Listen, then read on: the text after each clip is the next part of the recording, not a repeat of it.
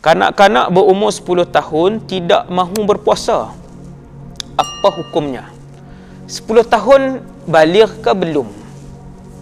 Kita baca, kita tengok. Dalam mazhab Syafi'i dan Hambali, jika kanak-kanak yang berumur 10 tahun tidak mahu berpuasa, maka dibolehkan kepada kedua-dua orang tuanya atau penjaganya, sama ada orang tua dia, orang tua kanak-kanak tersebut ataupun penjaga. Ini kepada anak-anak yatim lah, anak-anak yatim kan, yang tak ada ibu ayah, penjaganya lah. Maka boleh kedua-dua orang tua atau penjaganya menghukumkannya. Dhamir ila aina ya'ud hadzal ha, hukumkannya tu kepada siapa? Kanak-kanak umur 10 tahun yang tak mau puasa. Tunya tu. Laki ke perempuan ustaz? 10 tahun laki-laki atau perempuan. Nah, yang tidak baligh lagi lah. Ini yang belum baligh, kanak-kanak yang belum baligh. Secara umumnya 10 belum baligh secara umumnya. Okey ya. Jadi bila dah umur 10 tahun tak mau berpuasa, maka boleh kita menghukumkannya dengan cara merotan. Umpamanya, merotan. Rotan pula tak boleh pukul di kawasan-kawasan yang mudarat, yang memudaratkan tubuh badan dia, seperti dada, seperti muka. Muka ni haram, muka haram. Kalau ambil semayang, kita hempas air ke muka pun hukum dia makruh. Menghempas air ke muka tu hukumnya makruh. Muka ni tempat yang muhtaram, tak boleh tampak kepala, sepak muka orang kan, sepak pukul lah, maksudnya itu haram. Suami menyepak isteri di muka haram, guru menyepak anak murid di muka haram. Nas'alullah al-afiyah wassalamah.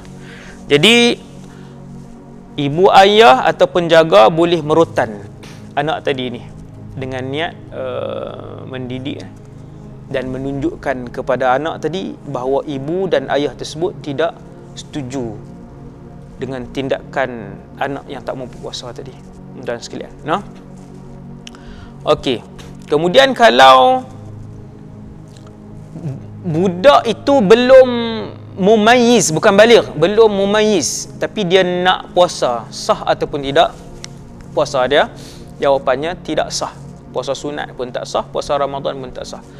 Belum mumayyiz, budak umur 3 tahun nak puasa dan dia mampu berpuasa. Contoh, dia mampu 4 tahun. Belum mumayyiz, dia mampu berpuasa, puasanya tidak sah. Syarat sah dia mesti mumayyiz untuk membuatkan puasa itu jadi sah. Nombor 1, belum mumayyiz. Kalau puasa juga mampu berpuasa daripada subuh sampai ke maghrib, puasanya tidak sah. Nombor 2, budak yang sudah mumayyiz, dia nak puasa, puasanya sah. Pahala tak dapat kat dia, dapat dekat waris dia, penjaga dia, orang tua dia. Yang ketiga, orang yang sudah baligh. Kanak-kanak yang sudah baligh, maka wajib berpuasa, bukan lagi sunat. Dalam Ramadan ada satu malam yang dihadiahkan oleh Allah kepada umat Nabi Muhammad sallallahu alaihi wasallam. Nama malam itu Lailatul Qadar. Tuan-tuan, ada beberapa benda di dalam syariat ini, perkara-perkara yang dicemburui oleh rasul-rasul lain dengan umat Nabi Muhammad.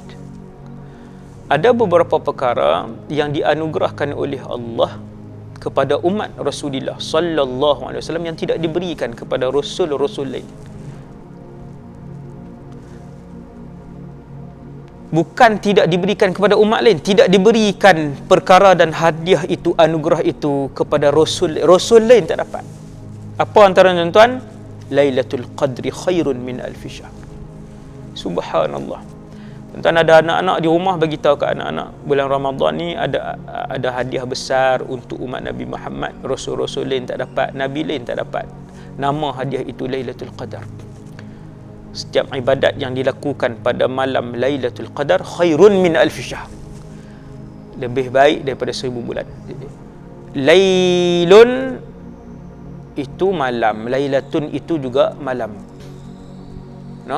Cumanya apabila Allah sebut Lailatul Qadar, Allah sebut perkataan lailah, tidak disebut lailun. Li'anna al-lailata tamtad atwal. Dia tatul. Dia lebih panjang. Lailah ni dia lebih panjang. Daripada maghrib itu sudah dinamakan lailah dan sampailah ke subuh. Maka panjang, nikmat dia sangat besar. Subhanallah. Kesemua ibadat yang dilakukan pada malam itu bernilai di sisi Allah seperti 1000 bulan. Subhanallah. Nah, subhanallah. Para ulama ada sebut dua pendapat. Lailatul Qadar ni kira malam kan tak sama setiap negara. Adakah Lailatul Qadar Malaysia sama dengan Lailatul Qadar di Al-Mamlakah Al-Arabiyyah As-Saudiyah di Arab Saudi? Adakah Lailatul Qadar di Syria sama dengan Lailatul Qadar di Australia? Begitu. Maka ada dua pendapat. Yang pertama, ia tu Lailatul Qadar. Dhamir tu Lailatul Qadar. Terjadi bermula dari terbenam matahari maghrib sehingga terbit fajar sadiq subuh di negara masing-masing. Maksudnya Lailatul Qadar Somalia tak sama dengan Lailatul Qadar Jepun. Lailatul Qadar China tak sama dengan Lailatul Qadar Thailand. Berbeza. Itu pendapat pertama. Yalah sebab malam tak sama. Tak nah. Nombor dua, Lailatul Qadar ni terjadi serentak. Tak kiralah di tempat itu siang ataupun malam. Itu pendapat yang kedua. Walhamdulillahirabbil alamin. Rukun puasa yang pertama, tahan diri daripada makan, minum dan benda-benda yang boleh membatalkan. Nombor dua, niat, tabyitun niyah. Niat pada malam hari. Itu rukun. Syarat pula ada 5. Yang pertama, Islam. Semua orang Islam. La ilaha illallah Muhammadur Rasulullah. Syukur kepada Allah atas nikmat Islam. Alhamdulillah. Alhamdulillah. 7 bilion manusia atas muka bumi Allah, tuan. 2 bilion je Allah pilih untuk Islam. Lagi 5 tidak Islam. Subhanallah. Maha suci Allah yang memilih kita semua untuk jadi Islam. Alhamdulillah. Nombor 1, syarat untuk membuatkan seseorang tu wajib berpuasa Islam.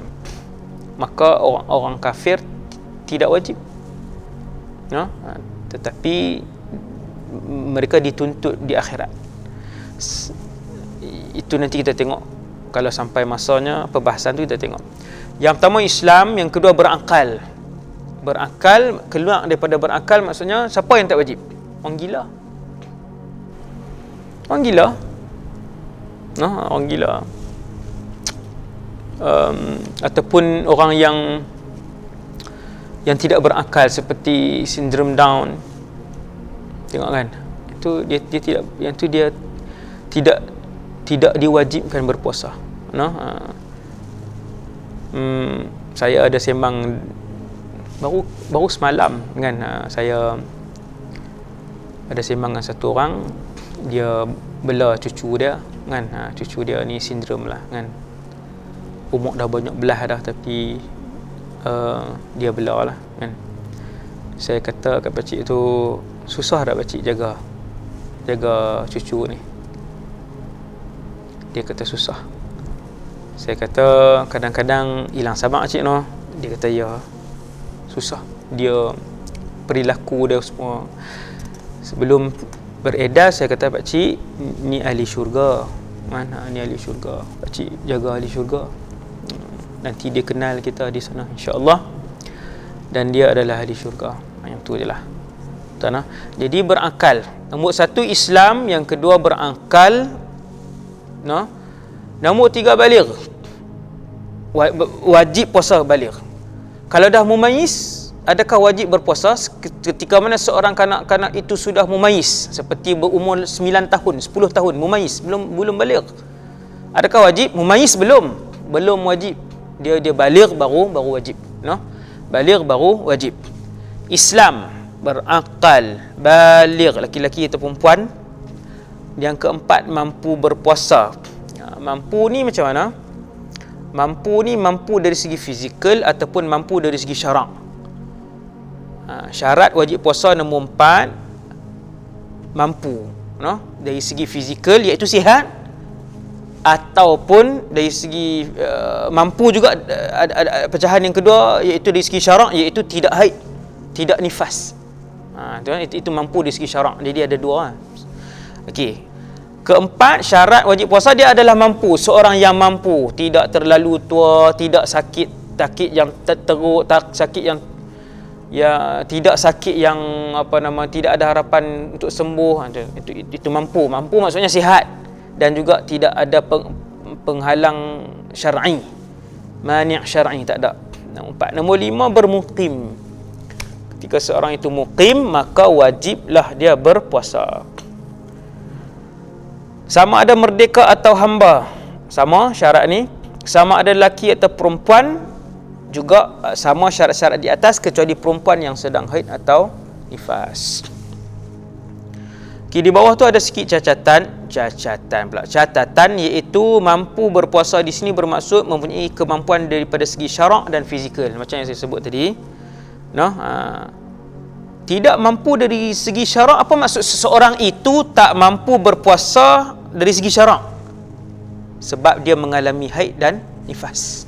Dia ada mani' syar'i, penghalang syar'i, iaitu dia mengalami haid ataupun mengalami nifas. Itulah penghalang syar'i yang ada pada diri orang itu yang membuatkan dia tidak wajib berpuasa. Kemudian soal 8, tak mampu dari segi fizikal apa? Yang pertama, sakit teruk. Seperti apa ni sakit teruk ni? Sakit kronik. Yang kedua, terlalu tua. Bila saya baca semalam, tak silap saya, makcik tu berumur 107 tahun, masih lagi membaca Quran, masih lagi semayang 5 waktu, tak nyanyuk. Subhanallah, boleh melakukan ibadah. Sekiranya seorang yang terlalu tua, 60 belum lagi, tuan, 80, 90 terlalu tua, wallahu alam. Adakah para ulama ada qaid khas ditahdid umur yang terlalu tua ni? Tapi kalau ikut kita, uruf kita, 60 belum lagi, 80, 90. Kalau orang yang terlalu tua tak mampu berpuasa disebabkan terlalu tua, terlalu lemah tubuh dia, maka dia tidak diwajibkan berpuasa. Kemudian nombor 3, apa maksud tak mampu dari segi fizikal? Sakit yang tidak ada harapan untuk sembuh. Sakit yang tidak ada harapan untuk sembuh. Saya pernah selepas ceramah di satu negeri di selatan tanah air, kemudian ziarah satu rumah, habis makan, mak dia nak jumpa, kan. Saya pun pergi dan tengok ibu beliau, tuan rumah tu, duduk di atas katil, terlantar di atas katil, tapi boleh duduk lah. Sudah lama duduk di situ. Bila mai musim PKP ni, yang berapa minggu ni, kita ni kan, ramai orang jadi tak torah. Orang Kedah kata tak tentu arah, tension, macam-macam lah perkataan keluar. Hasbunallah wa ni'mal wakil, kan. Macam-macam kataan. Anak-anak dah jadi tak tahuan, duduk dalam rumah, dia jadi boring teruk, apa semua sebagainya. Saya teringat bila saya baca surat khabar, satu editor tu, satu ruangan tu, editor tu tension. Dia tulis dalam tu, dia pun jadi tak keruan, dia pun, saya termenung tengok. Yang ni orang yang ada akal, maksudnya orang yang kata profesional lah, orang yang profesional, kan. Dia tulis dalam tu, jutaan orang baca tau. Mungkin orang ni tak rasa apa, tapi saya bila baca, tengok luahan dia kata dia pun tak tentu, dia tak ketahuan. Orang Kedah kata kan, tak tahu nak buat apa dah, duduk dalam rumah, boring tahap. Dia kata dah stres, boring. Waktu saya, ni cerita saya ziarah orang tadi ni, kan. Makcik tu, tuan-tuan sekalian, dah hampir 20 tahun di atas katilnya. Kita PKP sebulan. tak tentu arah.